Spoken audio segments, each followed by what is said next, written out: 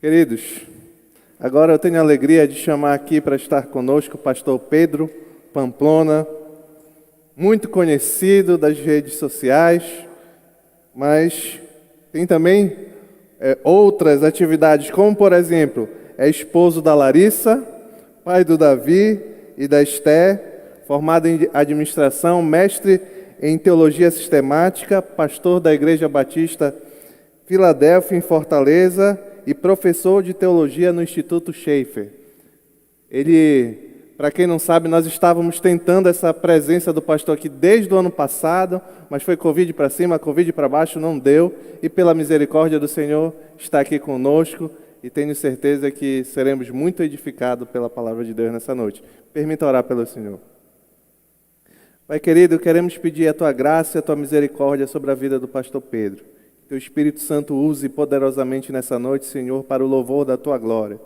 Que o Deus Trino seja exaltado e magnificado nessa noite. É o que te pedimos. Em nome de Jesus. Amém. Deus abençoe.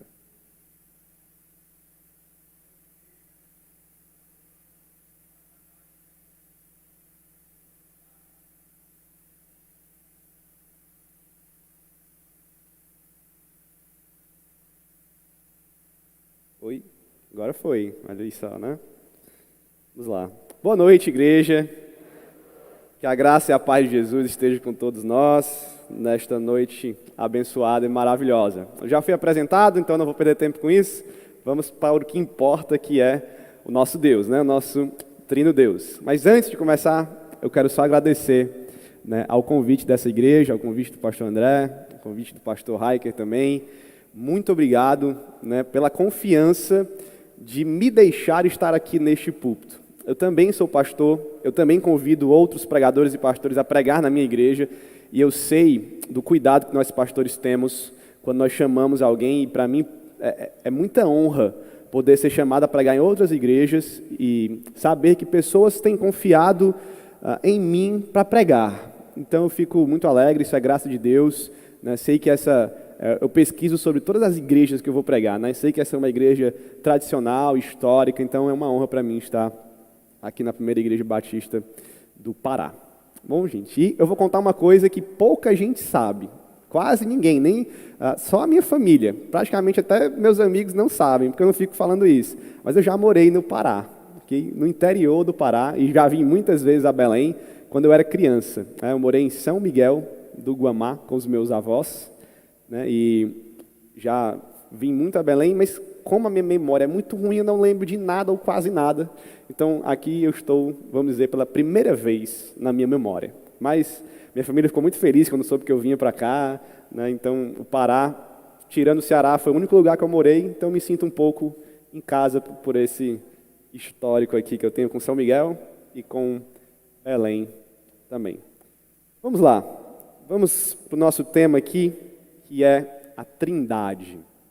Deixa eu abrir meu material e eu vou dizer também da minha alegria de falar sobre esse tema, de ter uma igreja que me chama a falar sobre esse tema, porque eu gosto demais, né? O pastor André falou aqui que eu sou mestre em teologia e o tema do meu mestrado, o tema da minha dissertação foi a Trindade, por isso que eu me apaixonei tanto por essa doutrina, por isso que eu falo tanto dessa doutrina, seja na internet, seja em pregações, seja nas igrejas, e que eu quero compartilhar um pouco do que eu tenho aprendido e estudado com vocês nesses dias aqui, nessas 4 mensagens. O que eu vou fazer agora é uma introdução bíblico-teológica sobre a Trindade, que vai nos servir como base para o resto da conferência. Tá? Então, se você está aqui hoje, você vai passar comigo por alguns conceitos teológicos importantes e também uma olhada na Bíblia, né, sobre a doutrina do Pai, do Filho e do Espírito Santo. Um só Deus, 3 pessoas, nosso Deus Trino. E então nós vamos passar aqui de uma forma a jato por isso, mas vai servir como base para aquilo que eu vou falar de mais prático, porque eu vou trazer implicações práticas sobre a doutrina da Trindade nas outras mensagens. Então eu vou fazer um estilo aqui de pregação / aula, né? Trouxe os meus slides que vão aparecer aqui para vocês, a gente vai acompanhando aqui num ritmo talvez um pouco mais lento do que uma pregação, mas preste atenção, eu vou tentar dar uma dinâmica aqui também, né, para que ninguém durma, tá bom? Fique aí, que a Trindade é um tema instigante, importante, eu quero passar isso para você também. Então vamos orar? Deixa eu orar para nós iniciarmos aqui este momento de mensagem. Senhor nosso Deus, Pai, Filho e Espírito Santo, estamos diante de Ti e diante da Tua palavra. Somos pecadores, Senhor, mas somos pecadores salvos pela Tua graça e nos méritos de Jesus. Pedimos que o Teu Espírito nos transforme por meio da Tua palavra. Nós vamos aprender aqui e mergulhar no Teu próprio ser, no ser de Deus. Teologia propriamente dita, Senhor. Traz revelação da Tua parte por meio do Teu Espírito, para transformar as nossas vidas, para Te conhecermos, sim, mas não só para encher a nossa mente de conhecimento, mas para que nosso coração transborde de amor, de alegria, de adoração pelo Pai, pelo Filho e pelo Espírito Santo, que isso transforme o nosso modo de se relacionar contigo, com o Teu povo e com esse mundo, Senhor. Essa é a nossa oração, no nome de Jesus. Amém. Tudo bem. Vamos começar com um cidadão que escreveu muito sobre Trindade e que escreveu talvez o principal livro sobre Trindade da história da igreja, que se chama Agostinho de Hipona. Eu gosto de começar qualquer estudo sobre Trindade com duas frases de Agostinho, para nos dar a noção da seriedade do que é tratar sobre o ser de Deus e da importância disso e até dos riscos disso. Então quero trazer aqui uma citação de Agostinho da sua obra A Trindade. Eu vou ler com vocês. Diz o seguinte: todo aquele que lê estas explanações, quando tiver certeza do que afirmo, caminhe lado a lado comigo. Quando duvidar, como eu, investigue comigo. Quando reconhecer que foi o seu erro, venha ter comigo. Se o erro for meu, chame minha atenção. Assim haveremos de palmilhar juntos o caminho da caridade, em direção àquele de quem está dito: buscai sempre a sua face. Essa é uma prática não só para o estudo da Trindade, mas para qualquer estudo teológico, para qualquer estudo bíblico. Essa prática de humildade, de seriedade, que Agostinho vai dizer: se você estiver estudando comigo, enquanto nós estivermos concordando entre nós e com a Bíblia, vamos caminhar juntos. Se o erro for seu, venha ter comigo. Se o erro for meu, chame minha atenção para que eu volte para o caminho da verdade. É nesse espírito que nós precisamos estudar não só a Trindade, o ser de Deus, mas qualquer coisa dentro da teologia e dos estudos bíblicos. Mais uma citação de Agostinho, mais uma vez sobre a Trindade, nesse livro que ele escreveu. Diz o seguinte: por certo, nenhuma outra questão existe que ofereça mais riscos de erros, mais trabalho na investigação e mais fruto na descoberta. Agostinho foi alguém que investigou a doutrina da Trindade a fundo. Seu livro é um calhamaço e, além de ser grande, é muito profundo.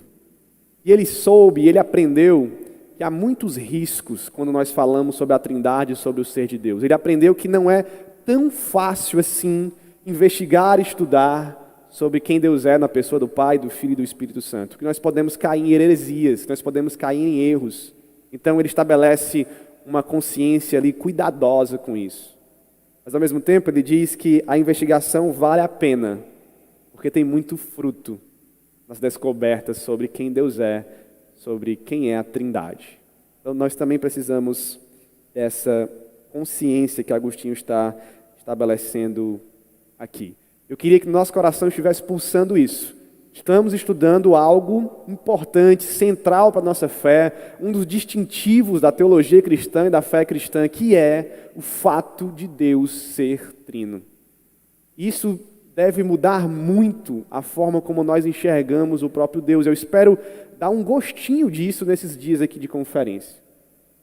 Que você possa sair daqui não só conhecendo mais sobre Deus, mas se maravilhando mais sobre Deus, amando mais o Senhor, vendo que Ele é, de muitas maneiras, inexplicável, misterioso, transcendente à nossa mente.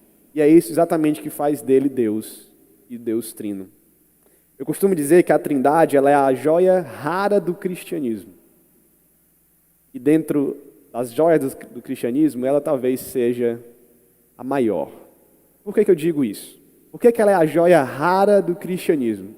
Porque só há concepção de Deus Trino na nossa fé cristã. Pegue todas as outras religiões, pegue todas as outras concepções de divindade. Não há nada parecido no mundo das religiões que já existiram e que existem na Terra, parecido com a Trindade. Não há nenhum outro Deus que seja trino. Isso é exclusividade do cristianismo. Nosso Deus é diferente dos outros. Não há nenhum tipo de divindade que arrogue para si o fato de ser um e ser três pessoas ao mesmo tempo. Não há. Por isso, uma joia rara. E quando nós estamos falando de Trindade, nós estamos falando do próprio ser de Deus. Da forma que Deus é, da forma que Deus se revelou a nós. Portanto, eu digo que ele é também, essa doutrina é uma das joias mais bonitas, mais brilhantes da teologia cristã. Que se trata de quem Deus é no seu ser. E quando nós não entendemos ou não vivemos diante da Trindade, a gente perde não só as belezas, mas algumas realidades de Deus. Vou citar rapidamente aqui. O Evangelho é um Evangelho trinitário. Amanhã a gente vai ver isso. Não existiria o Evangelho como nós conhecemos sem a Trindade. O próprio fato de Deus se revelar a nós só é possível da forma que Ele se revelou, tão grandiosa, porque Ele se revelou na pessoa do Filho encarnado, Ele tem se revelado na pessoa do Espírito que habita em nós. Se Deus fosse apenas longe, distante, ou só o Pai, nós não teríamos esse tipo de revelação, né, tão próxima a nós. Alguém disse que Deus no Pai é Deus acima de nós, no Filho é Deus entre nós e no Espírito é Deus em nós. Então isso não existiria se não fosse o Deus Trino. Deixa eu fazer uma pergunta agora. Por que algo que é nossa exclusividade, por que algo que é tão importante, por que algo que é tão central para a fé cristã, às vezes é esquecido? Quantas conferências já participaram sobre a Trindade? Quantos livros vocês conhecem sobre a Trindade? Né? Que bom que cantaram uma música sobre Trindade aqui, mas elas são poucas. Quantas conversas teológicas a gente tem se aprofundando na Trindade? Em algumas igrejas de teologia mais saudável, isso é ainda mais presente. Mas grande parte da igreja brasileira não pensa sobre isso. Isso tem um motivo. Isso tem um motivo histórico de ter acontecido que eu vou pincelar aqui agora com vocês. Os primeiros séculos da igreja cristã, segundo século, terceiro século, quarto século, quinto século, coloca aí até o sexto século, vamos dizer que foi a era de ouro da teologia trinitária. A divindade de Jesus começou a ser debatida porque estava sendo questionada. Então os cristãos e grandes teólogos da época começaram a ter que produzir teologia para dizer Jesus é Deus. E Ele é Deus como o Pai é Deus.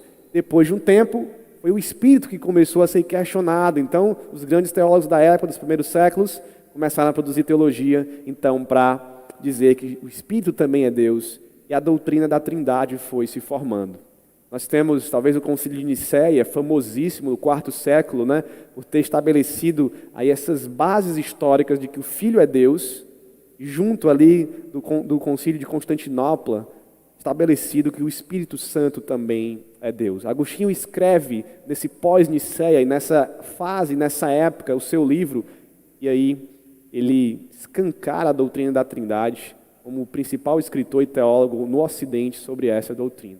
Então esses anos foram anos de produção teológica da Trindade, da divindade de Jesus, espetaculares.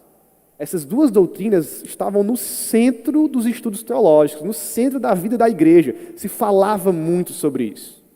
A igreja medieval também falou muito sobre isso. Há vários teólogos, como Tomás de Aquino e outros, também falaram demais sobre a Trindade.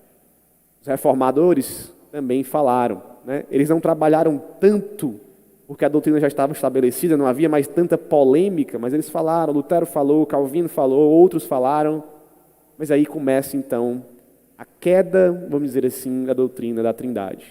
Com o racionalismo e o iluminismo, né, essas doutrinas mais, digamos, misteriosas, transcendentes, né, que não cabem na razão humana, começaram a ir sendo esquecidas. O liberalismo teológico, no século XIX, tratou de escantear a doutrina da Trindade também e ajudar nesse processo. Foi no século XX, na metade do século XX, e alguns teólogos trouxeram de novo a Trindade para o debate e para o centro. Mas ainda nós sentimos essa grande influência do racionalismo, do iluminismo e do liberalismo teológico em alguns lugares. Nós ainda temos um certo silêncio sobre isso, que precisa ser rompido. Nós precisamos ensinar sobre quem Deus é nas igrejas. E Deus é Trindade. Eu digo que no Brasil existe um analfabetismo funcional, trinitário. Todo cristão vai dizer, eu creio na Trindade. Todo cristão vai saber até definir. A Trindade é porque Deus é um e Deus é o Pai, o Filho e o Espírito Santo. Mas as coisas começam a ficar difíceis quando a gente diz, então mostra isso na Bíblia. Abre a palavra de Deus aí e mostra que existe Trindade na Bíblia. Ou então, me diz aí que diferença faz eu acreditar que Deus é trino. Que diferença faz na vida da igreja eu acreditar que Deus é Trindade? Fala aí alguma coisa. Nós começamos então a ter muita dificuldade, porque nós aprendemos só a declarar. É uma doutrina histórica, é uma coisa que nos distingue das outras religiões, é um fundamento da fé cristã, que se você não crê, você é herege, e é mesmo. Então a gente aprende não, eu sou trinitário, eu creio na Trindade. Mas fala mais um pouco agora, e nós temos muita dificuldade. Eu tinha demais. Qualquer pessoa que pedisse para eu abrir a Bíblia e dizer, fala aí alguma coisa sobre a Trindade, usando textos bíblicos, já era. Eu não sabia. Nós vamos já olhar para isso, para mostrar na Bíblia o nosso Deus Trino sendo revelado. Mas vamos lá, depois dessa introdução necessária, vamos falar sobre algumas definições iniciais. Eu vou colocar aqui uma frase de Wayne Grudem, da teologia sistemática do Wayne Grudem. Eu trouxe alguns referenciais teóricos aqui para nós nessa primeira mensagem. E ele diz o seguinte, uma frase bem simples e didática. Podemos definir a doutrina da Trindade do seguinte modo: Deus existe eternamente como 3 pessoas, Pai, Filho e Espírito Santo. E cada pessoa é plenamente Deus e existe só um Deus. Okay? Acho que não é esse slide aí, ele está em algum momento anterior. Tá? Preste atenção nos 3 pontos dessa definição. Eu vou resumir aqui para você, eu vou pegar os pontos dessa definição. Primeiro, Deus é 3 pessoas distintas. O Pai, o Filho e o Espírito Santo. E são pessoas distintas, pessoas mesmo. Tem pessoalidade. Segundo, cada uma dessas pessoas é plenamente divina. É plenamente Deus, 100% Deus. Não há nenhuma dessas pessoas que é mais Deus ou menos Deus do que a outra. E terceiro, há um só Deus. Nós somos monoteístas. Essas são as 3 afirmações básicas que o Grudem deu para a Trindade, que você vai encontrar em qualquer material teológico sobre a Trindade. Mas eu vou ousar aqui acrescentar mais uma, que eu considero fundamental, que aparece também nos materiais teológicos, talvez com menos frequência, mas eu quero adicionar uma aqui. Eu quero que você aprenda, se você nunca ouviu falar disso, que é o conceito de pericorese. O que é isso, pastor? Que palavra é essa? Parece as palavras que eu vi na sorveteria ali do sorvete que tem aqui, né? Várias coisas que eu não sei nem o que é. Né? Mas pericorese, segura, significa a habitação mútua das pessoas da Trindade. É uma palavrinha grega que ficou marcada na história da teologia, a gente usa até hoje, para dizer o seguinte: cada pessoa da Trindade habita plenamente na outra. Essa é uma realidade que a gente não entende humanamente falando, né? Porque é impossível 2 corpos ocuparem o mesmo lugar. É impossível que eu esteja em outra pessoa, né? Isso não é possível, mas na Trindade é a realidade. E eu vou usar um texto bíblico agora para explicar essa teologia, essa doutrina. Você vai perceber do que eu estou falando. Eu vou falar mais disso no domingo de manhã, quando nós falarmos sobre a unidade de Deus e a unidade da igreja. Mas abra comigo sua Bíblia em João 14, verso 8 ao 11. Eu já quero adiantar esse tema aqui para você não ficar perdido. Esse é um texto que eu acho lindíssimo, maravilhoso.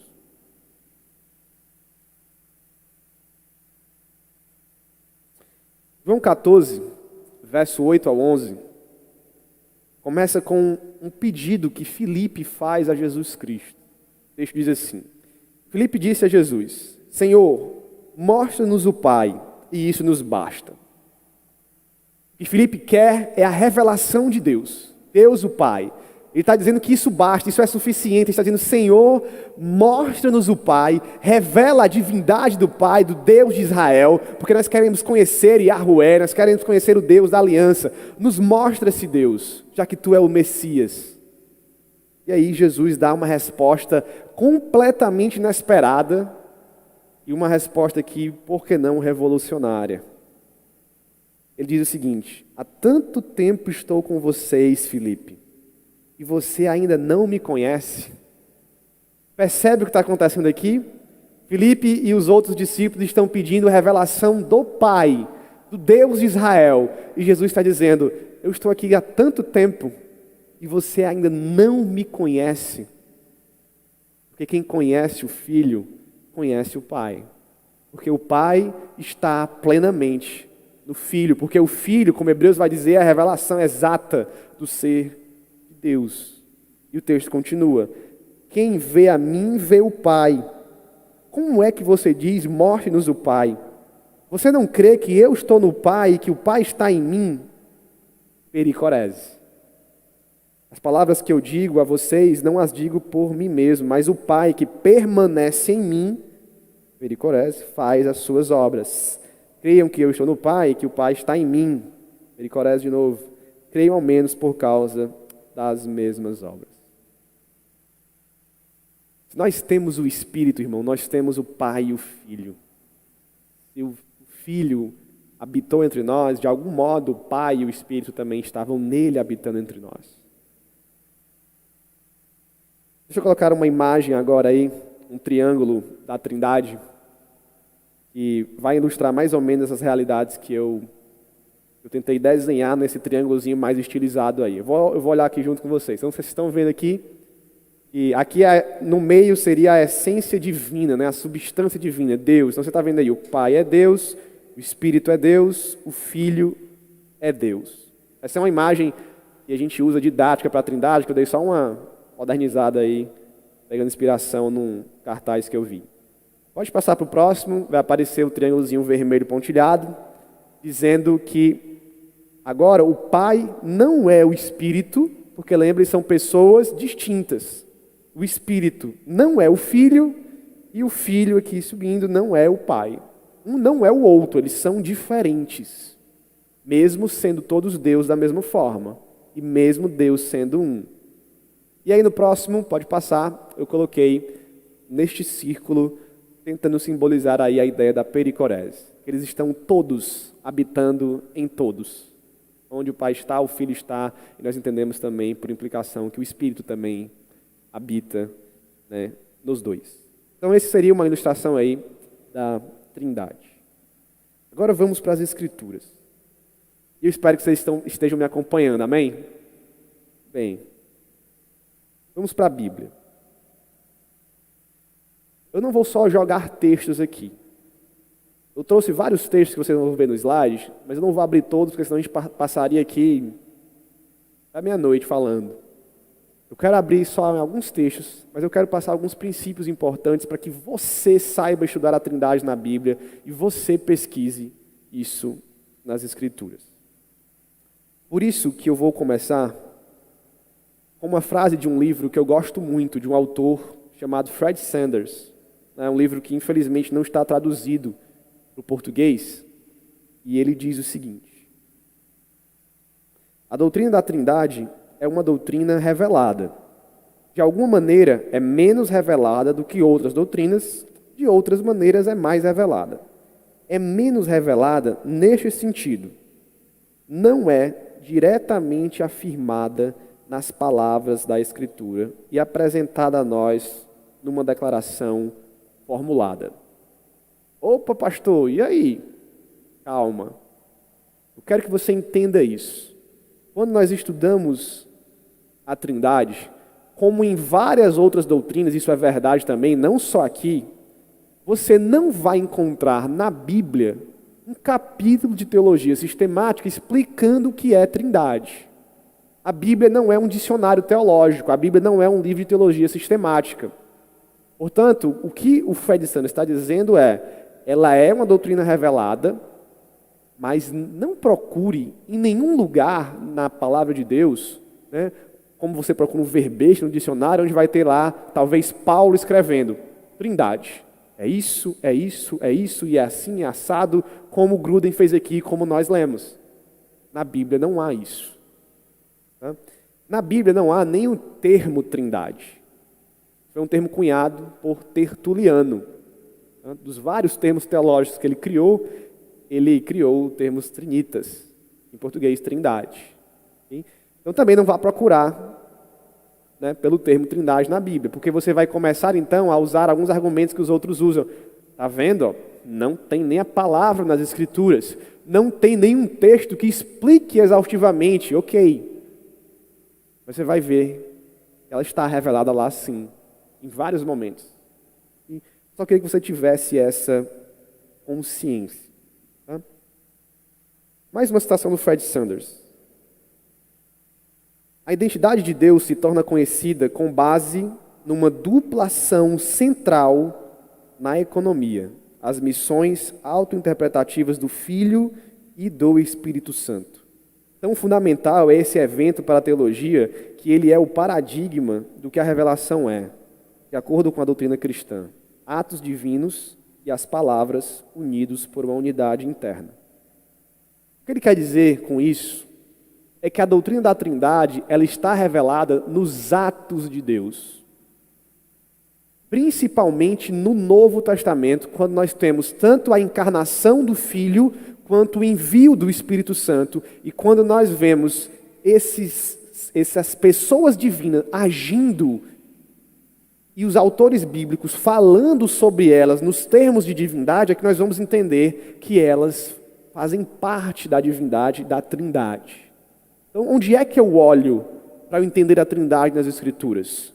Eu olho quando Deus fala de si mesmo e eu olho nos atos, principalmente do Pai, né, gerando o Filho, enviando o Filho, e do Pai também enviando o Espírito, e dos dois atuando entre nós. Já já nós vamos ver isso. O que eu quero dizer não saia procurando definições do dicionário. Saia vendo como o Pai e o Filho estão agindo e como o Espírito Santo está agindo também. É nisso que nós vamos encontrar Deus se revelando a nós como Trindade. Eu vou mostrar para você uma tabelinha que eu fiz, tá aí, sobre Antigo Testamento e Novo Testamento, para também lhe balizar sobre isso. No Antigo Testamento, irmãos, eu creio que, lógico, que a Trindade já existia, existe desde sempre. Deus sempre foi, desde a eternidade passada, Pai, Filho e Espírito Santo. Mas, no Novo Testamento, ela é uma realidade oculta. O que eu quero dizer com isso? Que ela não está revelada lá de uma forma inteligível como ela está no Novo Testamento. O que eu digo sobre o Antigo Testamento é que há vestígios sobre a Trindade lá. Okay? De forma que o Deus do Antigo Testamento não é diferente do Deus do Novo Testamento. De forma que os hebreus, o povo de Israel, eles tinham alguns vestígios para entender uma certa pluralidade em Deus. Eles tinham esse monoteísmo, como o Shema de Israel, Deuteronômio 6,4 diz, nosso Deus é único Deus, é um Deus. Mas eles tinham uma ideia de pluralidade dentro de Deus, dada por meio desses vestígios. A gente poderia falar sobre a figura do anjo do Senhor, a gente poderia falar sobre o próprio Espírito de Deus agindo no Antigo Testamento, a gente poderia falar sobre os conceitos de sabedoria, que parece, em Provérbios, uma pessoa mesmo, e até eterna. Então eles tinham alguns desses conceitos com eles, mas era uma realidade que ainda não estava revelada como é revelada no Novo Testamento. Quando então nós estamos no Novo Testamento, lendo o Novo Testamento, agora nós temos uma revelação indireta da Trindade. E eu digo indireta justamente por isso. Não tem um texto lá explicando tudo. Ela está indiretamente revelada nos atos de Deus e nas falas de Deus. Por isso, indireta. E nós vamos encontrar isso pelas ações da Trindade e por alguns padrões trinitários que são deixados no Novo Testamento. Eu quero fazer um exercício com vocês em Isaías capítulo 6. Para a gente entrar aqui na nossa reta bíblica. Abre em Isaías capítulo 6, verso 1. Eu quero mostrar que Isaías viu a Deus ali, ele viu Yahweh, o Deus de Israel, e que esse Deus, ele é Trindade desde o Antigo Testamento. E que depois, o Novo Testamento revela esse Deus como Pai, Filho e o Espírito Santo. Eu vou ler o verso 1, eu vou ler o verso 5 e eu vou ler o verso 8 ao 10. Vamos lá. No ano em que o rei Uzias morreu, eu vi o Senhor assentado num trono alto e exaltado, e a aba de sua veste enchia o templo. Então gritei: ai de mim, estou perdido, pois sou um homem de lábios impuros e vivo no meio de um povo de lábios impuros. E os meus olhos viram o Rei, o Senhor dos exércitos. Vai para o 8 agora. Então ouvi a voz do Senhor conclamando: quem enviarei? Quem irá por nós? E eu respondi: eis-me aqui, envia-me. Então ele disse: vá e diga a este povo: ouçam, mas sem entender. Vejam, mas sem perceber. Torne insensível o coração deste povo. Endureça-lhe os ouvidos e feche os olhos deles, para que não venham a ver com os olhos, ouvir com os ouvidos e entender com o coração, e se convertam e sejam curados. Eu quero que você preste atenção em quem Isaías viu aqui no Antigo Testamento. Ele viu o Rei, o Senhor dos exércitos, e ele ouviu a voz do Senhor, Deus de Israel, o único Deus. Fica com isso. Vamos para João capítulo 12, verso 39 ao 41. João 12, 39 ao 41. Se você estiver sem Bíblia, está aparecendo aqui também nos slides. O texto diz o seguinte: por esta razão, eles não podiam crer, porque, como disse Isaías noutro lugar, cegou seus olhos e endureceu seus corações, para que não vejam com os olhos, nem entendam com o coração, nem se convertam e eu os cure. Citação de Isaías 6, que nós acabamos de ler. E olha o que o resto do texto diz. Isaías disse isso porque viu a glória de Jesus e falou sobre ele. Quem Isaías viu? O texto de João está dizendo ele viu Jesus e ele falou sobre Jesus antes de Jesus nascer. Atos 28 e 24 agora. Atos 28 e 24.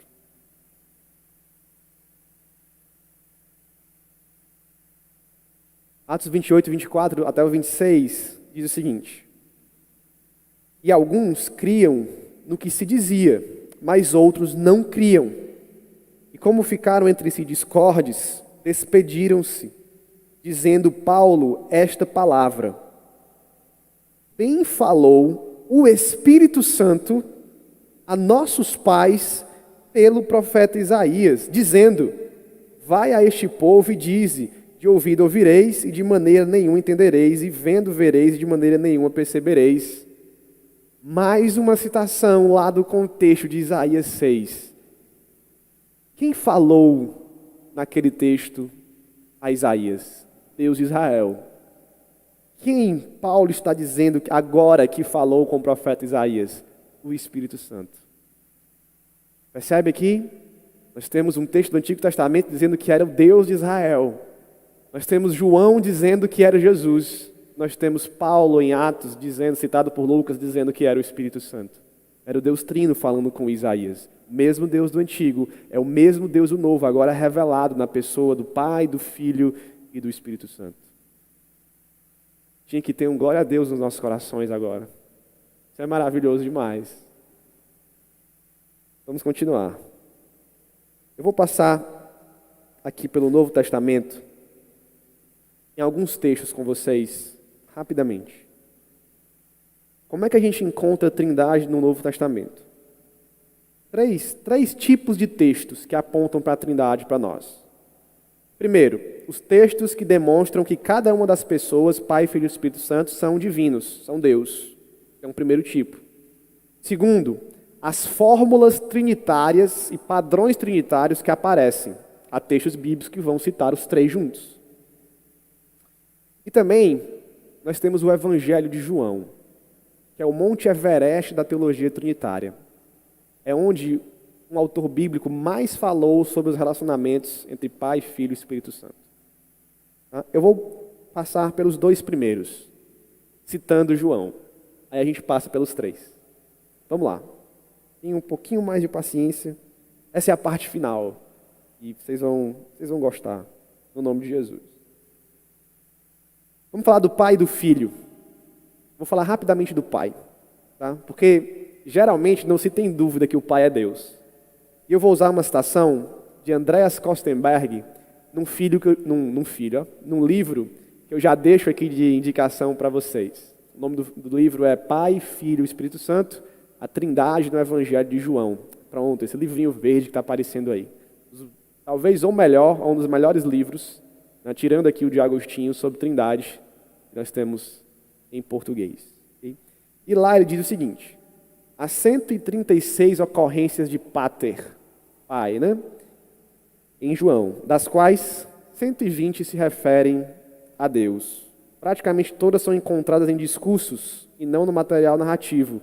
Isso é um forte sinal de que o uso do termo Pai por João está enraizado na terminologia do próprio Jesus. Isso quer dizer, irmãos, que Jesus sempre chamou o Pai, né, sempre chamou a Deus de Pai, sempre chamou o Pai se referindo a Deus. Não há dúvida na Bíblia que o Pai é divino, que Jesus se referia a Ele como o Pai divino. Não há dúvida disso. João deixa isso bem claro. Abra sua Bíblia em João 1, até o 14. Nós vamos ler só o verso 1 e 2. João é o meu livro preferido da Bíblia. E esse prólogo aqui também, esse texto, é um dos meus textos preferidos, né? Se é que a gente pode ter um livro preferido, né? Mas se puder, esse aqui é o meu.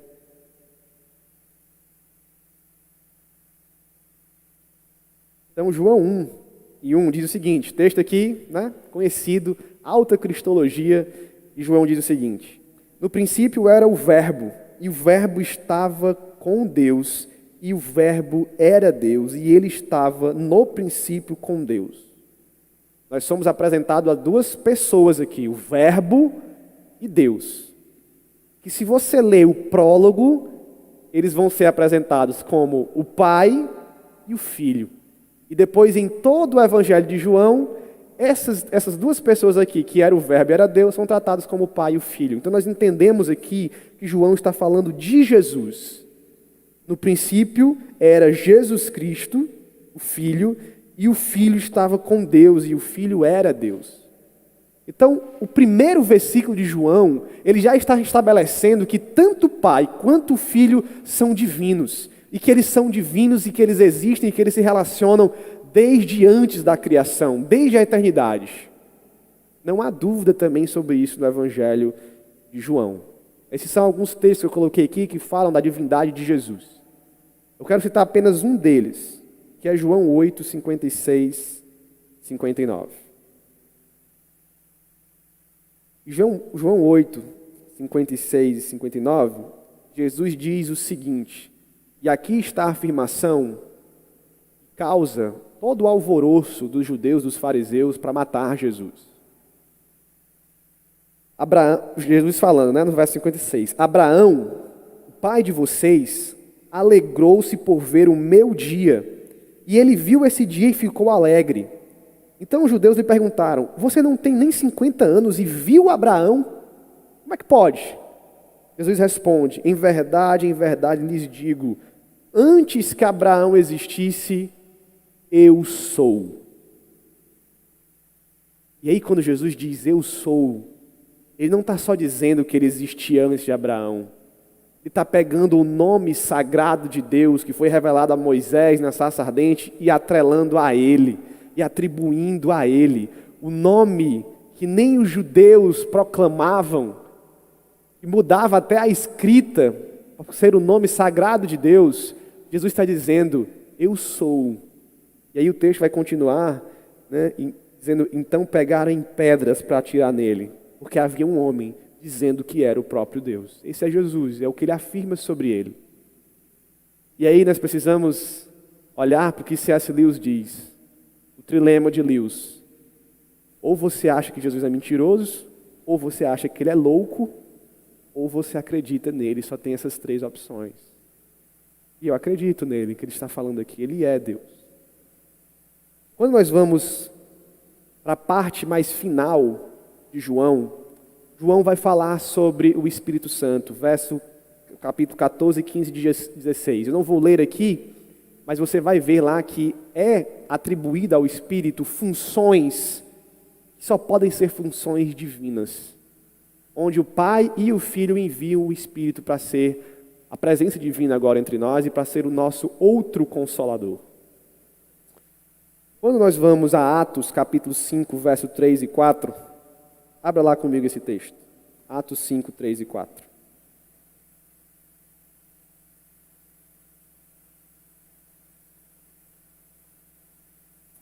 O texto de Atos 5, 3 e 4 diz o seguinte, o episódio em que Ananias e Safira mentiram ao Senhor.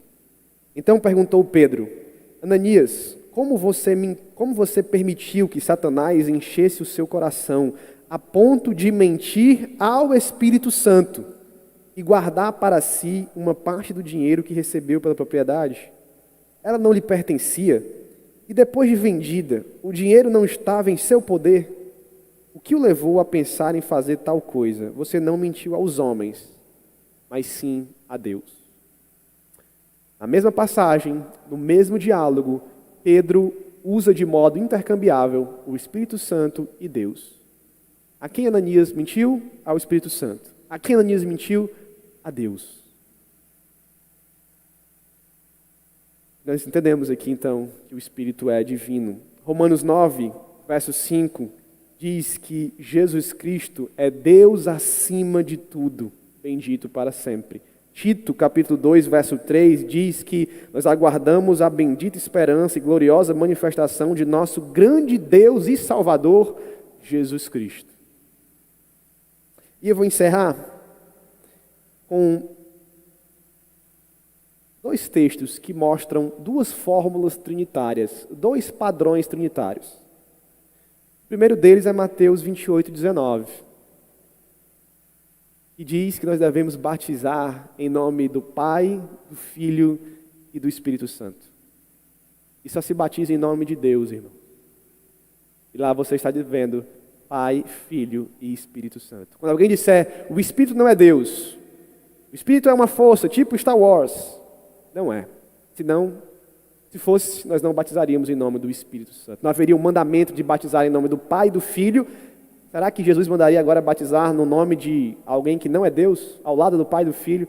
Claro que não.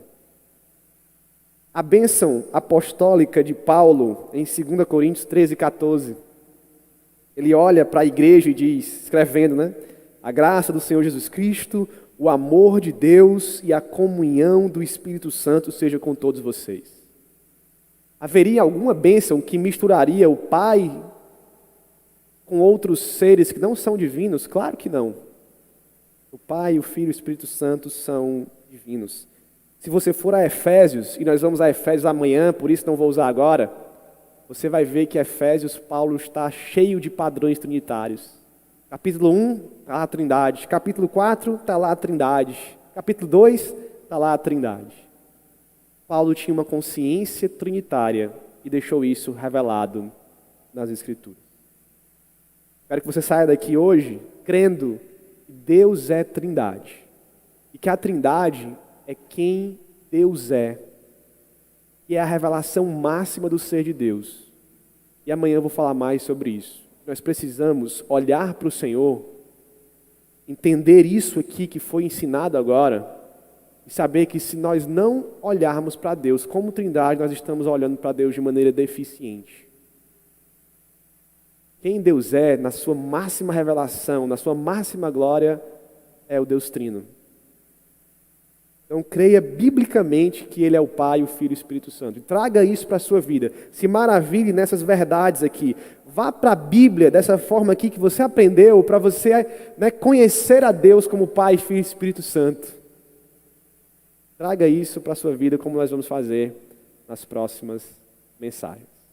Amém? Vamos orar. Senhor, queremos Te louvar, porque o Senhor é grande. O Senhor é muito maior do que nós.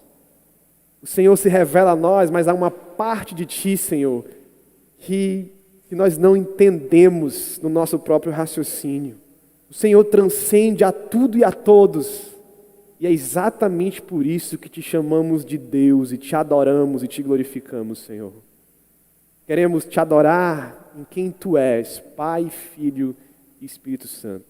Queremos Te agradecer por essa revelação maravilhosa que o Senhor trouxe a nós na Tua palavra. Revelação pelo Espírito, revelação pelo Filho, revelação dada a nós pelo Pai. Muito obrigado, Senhor. Enche as nossas mentes e os nossos corações com essa visão que o Senhor é trino. Nos empolga para Te conhecer, nos empolga para Te amar, Senhor. Nos empolga para dedicar as nossas vidas a Ti. Nos consola com a Tua presença entre nós. Nos consola com a habitação do Teu Espírito, Senhor. Nós Te conhecemos porque o Senhor é Pai, Filho e Espírito Santo, e assim Te louvamos, Te agradecemos, em nome do Pai, do Filho e do Santo Espírito. Amém.